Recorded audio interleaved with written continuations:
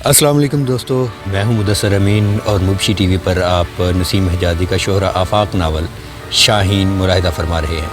آج ہم اسی سلسلہ میں اس کا دوسرا باب سرحدی عقاب لے کر حاضر ہوئے ہیں۔ مسلمانوں کی اندلس پر قابض ہوئے تقریباً 8 صدیاں گزر چکی تھیں۔ ان 8 صدیوں کی تاریخ ایک عظیم قوم کے عروج اور زوال کی داستان ہے، جس کا پہلا باب عرب فاتحین اور اموی خاندان کے جلیل القدر حکمرانوں نے اپنے خون کی روشنائی سے لکھا تھا۔ اب یہ عظیم قوم، جس کی سطوت بحیرہ روم کے سرکش کی لہروں پر سکوت طاری کر دیا کرتی تھی، بے کسی کے آنسوؤں سے اپنی تاریخ کا آخری باب لکھ رہی تھی۔ تہذیب و تمدن کا وہ درخت جسے طارق بن زیاد اور موسیٰ بن نصیر جیسے جان باز اور عبد الرحمن کے جانشینوں نے پروان چڑھایا تھا، باد خزاں کے تند و سرکش جھونکوں کا سامنا کر رہا تھا۔ مسلمان ایک آندھی کی طرح اس ملک میں داخل ہوئے۔ جب مزاحمت کی تمام دیواریں ٹوٹ گئیں اور اسپین کے باشندوں نے شاہ سواران عرب کے آگے ہتھیار ڈال دیے، تو یہ آندھی رحمت کی گھٹا سے بدل گئی۔ اندلس کی بنجر زمین باغ عدن میں تبدیل ہو گئی۔ وہ ملک جہاں انسانیت جہالت کے چنگل میں دم توڑ رہی تھی، یورپ کا مشعل بردار بن گیا۔ جب یورپ پر وحشت اور بربریت کی تاریک گھٹائیں مسلط تھی، اندلس کے ہر گھر میں علم و ہنر کی قندیلیں روشن تھیں۔ جب یورپ کے اکثر باشندے جانوروں کی کھالوں سے اپنے جسم ڈھانپتے اور جنگل کے غاروں میں رہتے تھے، اندلس کے باشندے پارچہ بانی اور فن تعمیر کو اوج کمال تک پہنچا چکے تھے۔ جب یورپ میں کتابوں اور کتاب میں پڑھنے والوں کی تعداد انگلیوں پر گنی جا سکتی تھی، اندلس میں کسی ایسے آدمی کو تلاش کرنا ممکن نہ تھا جس کے گھر میں کتب خانہ موجود نہ ہو۔ اموی عمارت کا زمانہ اندلس کی تاریخ کا سنہری زمانہ تھا۔ آج بھی ایک سیاح جب اس کے جاہ و جلال اور شان و شوکت کا تصور کرتا ہے جو کرتبہ، اشبیلیہ اور تلیتلا کے کھنڈروں میں دفن ہے، تو وہ حیران ہو کر یہ پوچھتا ہے کہ کیا یہی وہ ملک ہے جس کی خوشحالی دیکھ کر دوسرے ملکوں کے سفیر دنگ رہ جاتے تھے؟ کیا موجودہ اسپین عربوں کا وہی اندلس ہے جس کی زمین سونا اگلتی تھی، جہاں غربت و افلاس کا نام و نشان تک نہ تھا، جس کی تجارت روس، ایران اور چین تک پھیل چکی تھی، جس کی یونیورسٹیاں دنیا بھر میں مشہور تھی، جس کے علماء کے سامنے ارسطو اور افلاطون کے جانشین گھٹنے ٹیکتے تھے؟ اندلس کے مورخین کی روحیں جو شاید ہر شام ان ویرانوں کا طواف کرتی ہیں، نہایت مغموم انداز میں ہمیں ان سوالات کا جواب دیتی ہیں۔ ہاں، یہ اسپین عربوں کا وہی اندلس ہے جس کی سطوت کی داستان قصہ پارینہ بن چکی ہے۔ یہ جبل الطارق وہی ہے جہاں طارق بن زیاد کے جہاز لنگر انداز ہوئے تھے۔ یہ کرتبہ وہی شہر ہے جہاں عبد الرحمن ثالث کے دربار کی شان و شوکت دیکھ کر دنیا کے بڑے بڑے شہنشاہوں کے سفیر دم بخود رہ جاتے تھے۔ یہ اندلس وہی ہے، لیکن وہ عظیم قوم جس نے اپنے خون اور پسینے سے اس کی خاک کو زندگی اور رانائی عطا کی تھی، مٹ چکی ہے۔ ان کھنڈروں کے نیچے جلیل القدر معماروں کی لاشیں دفن ہیں جنہوں نے اس ملک کو باقی یورپ کے لیے روشنی کا مینار بنا دیا تھا۔ تاریخ عالم مختلف اقوام کی کمال و زوال کی داستان بیان کرتی ہے، لیکن اندلس کے عرب فاتحین کے کمال و زوال کی داستان سب سے زیادہ دلچسپ اور سب سے زیادہ سبق آموز ہے۔ اگر وہ سورج، وہ چاند اور وہ تارے جنہوں نے تخلیق آدم سے لے کر آج تک اپنی نہ جھپکنے والی آنکھوں سے ترقی یا تنزل کے راستوں پر چلنے والے ہزاروں قافلے دیکھے ہیں، اپنے پہلو میں دل رکھتے ہوں، تو وہاں یقیناً اندلس کے عرب حکمرانوں کے عروج و زوال کی داستان نقش ہوگی۔ اندلس میں مسلمانوں کی فتوحات کے ابتدائی دور کے بعد شمالی سرحد کے ساتھ ساتھ عیسائیوں کی چھوٹی چھوٹی سلطنتیں قائم ہو گئی تھیں۔ طاقتور حکمرانوں کے زمانوں میں یہ سلطنتیں اندلس کی اسلامی سلطنت کی باج گزار بن جاتی اور کمزور حکمرانوں یا مسلمانوں کے باہمی انتشار کے زمانہ میں یہ اپنے خود مختاری کا اعلان کر کے سرحدی علاقوں پر لوٹ مار شروع کر دیتی۔ اندلس میں اموی خاندان کا عہد حکومت مسلمانوں کی شان و شوکت کا زمانہ تھا۔ اموی سلاطین شمال کے چھوٹے چھوٹے عیسائی امراء کی ریشہ دوانیوں کے باوجود ان سے فیاضانہ برتاؤ کرتے تھے۔ 5ویں صدی ہجری میں اموی خاندان کے زوال کے بعد اندلس کے مسلمان لامرکزیت اور انتشار کی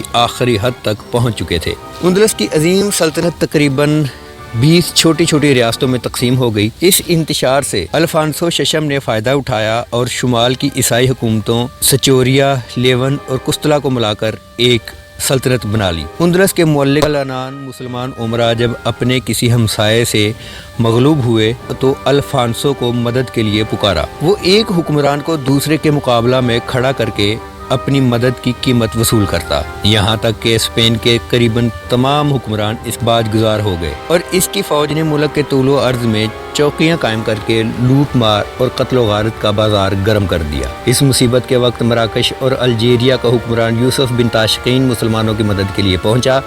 انہوں نے عیسائیوں کی چیرہ دستیوں سے نجات دلائی، لیکن کوتا اندیش مسلمانوں کو کوشش کے باوجود ایک مرکز پر جمع نہ کر سکا۔ جب مسلمانوں میں مصالحت کی کوئی تدبیر کارگر نہ ہوئی تو انہوں نے اندلس پر قبضہ کر کے اسے اپنی افریقی سلطنت کا ایک صوبہ بنا دیا۔ افریقہ کے مراتبین کی یہ سلطنت، جس کی بنیاد یوسف بن تاشفین نے رکھی تھی، دیر تک قائم نہ رہ سکی۔ اندلس کے امراء اس میں کمزوری کے آثار دیکھتے ہی اس کے خلاف اٹھ کھڑے ہوئے اور اندلس میں جتنے بڑے بڑے شہر تھے اتنی ہی سلطنتیں قائم ہو گئی۔ اس نازک مرحلہ پر عبد المومن نے مسلمانوں کے اقتدار کے گرتے ہوئے محل کو سہارا دیا اور اندلس کے چھوٹے چھوٹے خود سر حکمرانوں کو مغلوب کر کے موحدین کی سلطنت کی بنیاد رکھی۔ موحدین نے شمال کے عیسائی حملہ آوروں کو پے در پے شکستیں دیں، لیکن بدقسمتی سے وہ افریقہ میں بیٹھ کر حکومت کرتے تھے، اس لیے اندلس پر ان کا قبضہ آہستہ آہستہ کمزور ہوتا گیا اور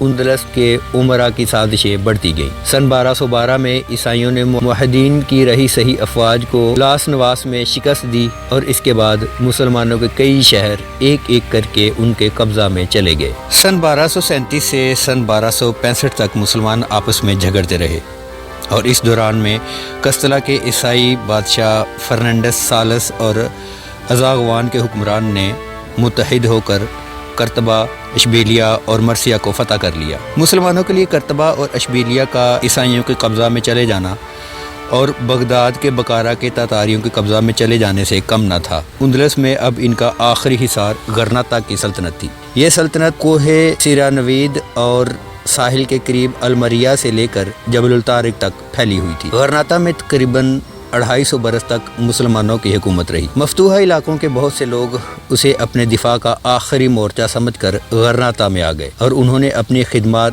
غرناطہ کے حکمرانوں کو پیش کی، لیکن مسلمان امراء کی وہ تلوار جو بڑی سے بڑی طاقتوں کو خاطر میں نہ لایا کرتی تھی اب نیام میں آ چکی تھی۔ قریباً 1.5 صدی تک غرناطہ کی سلطنت خود غرض امراء کی باہمی کشمکش اور اس کے سرحدی علاقے عیسائیوں کی لوٹ مار اور قتل و غارت کا نشانہ بنے رہے۔ بعض موقعوں پر غرناطہ کے حکمرانوں نے عیسائیوں کو شکستیں بھی دیں، لیکن غرناطہ کسی ایسی اولو العزم شخصیت کی رہنمائی سے محروم رہا جو عیسائیوں کی طرف سے پیش آنے والے خطرات کا پورا سدباب کرتی۔ اگر کسی امیر کو عیسائیوں پر کوئی فتح حاصل ہوتی تو عوام کا جوش و خروش کچھ عرصہ تک اس کا ساتھ دیتا، لیکن بعد میں یہ سلطنت حسد و رقابت کا اکھاڑا بن جاتی۔ تاہم اس زمانہ میں علوم و فنون کی ترقی کے لحاظ سے نہ صرف یورپ بلکہ دنیا کا کوئی شہر غرناطہ کا ہم پلہ نہ تھا۔ اس کے معمار ساری دنیا میں مشہور تھے۔ اس کی یونیورسٹی میں دور دراز ممالک کے طلباء تعلیم پاتے۔ غرناطہ کے جراح اور طبیب دنیا میں اپنا ثانی نہ رکھتے تھے۔ جب کوئی قوم اپنے لیے آزادی، عزت اور فلاح کا راستہ منتخب کرتی ہے تو علم اس کے لیے ایک تازیانے کا کام کرتی ہے، لیکن جب وہ اس راستے سے ہٹ جاتی ہے تو یہی علم و فن اس کے لیے نشہ آور دوائی بن جاتا ہے۔ بدر بن مغیرہ کو قسطلہ کے امراء اور عوام سرحدی عقاب کے نام سے یاد کرتے تھے۔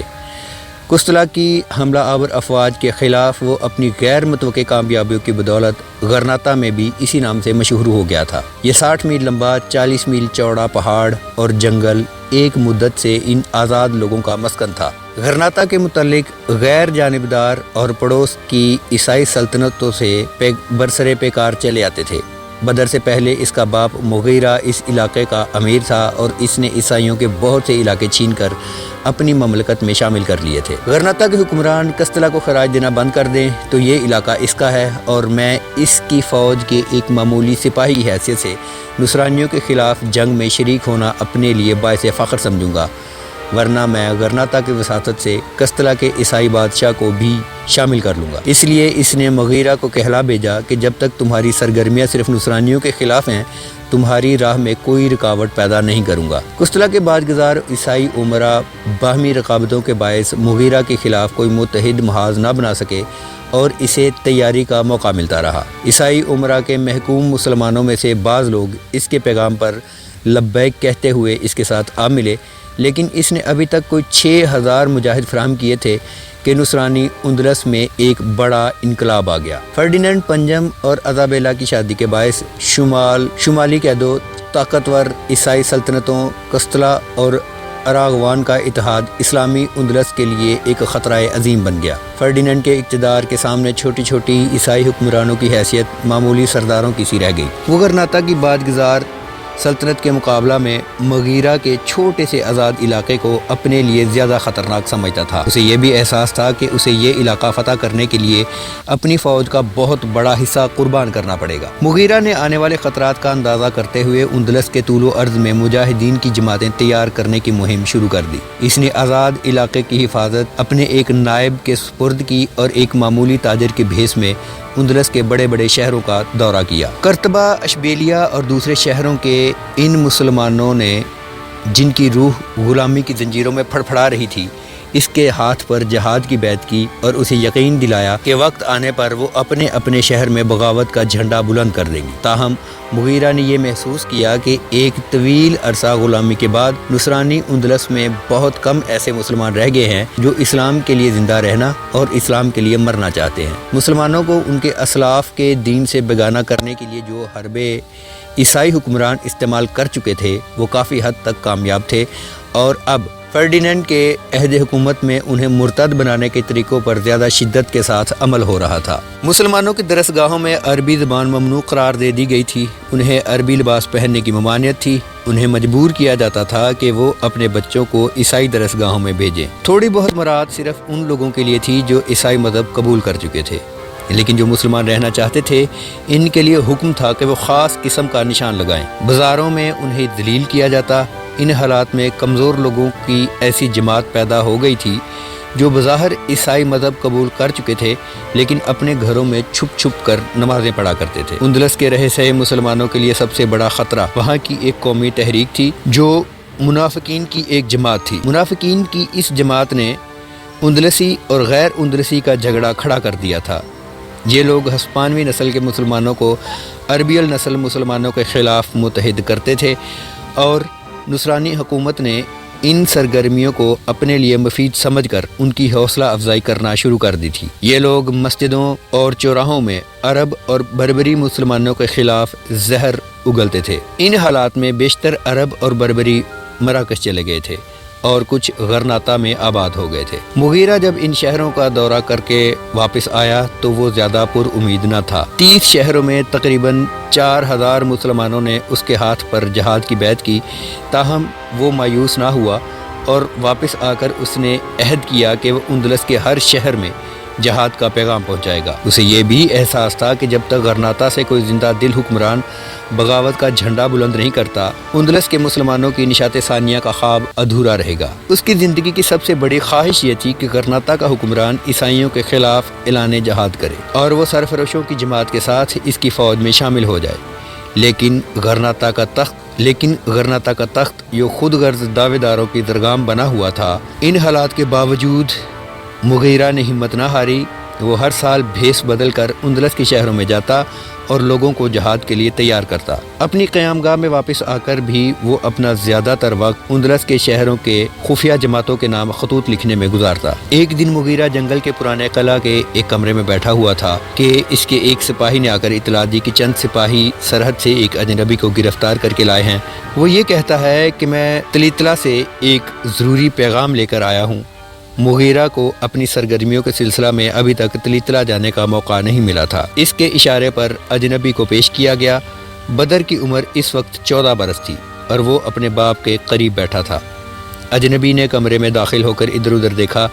میں آپ کے ساتھ تنہائی میں چند باتیں کرنا چاہتا ہوں۔ مغیرہ نے سپاہی کو باہر جانے کا اشارہ کرتے ہوئے کہا، ہاں کہو۔